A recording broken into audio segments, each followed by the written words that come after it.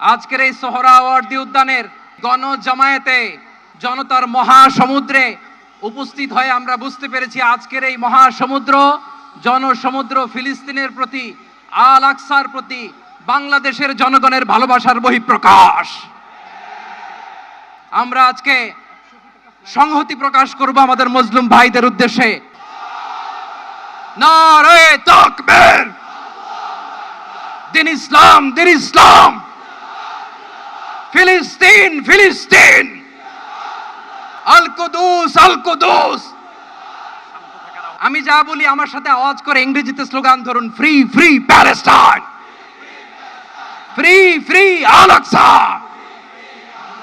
1 2 3 4,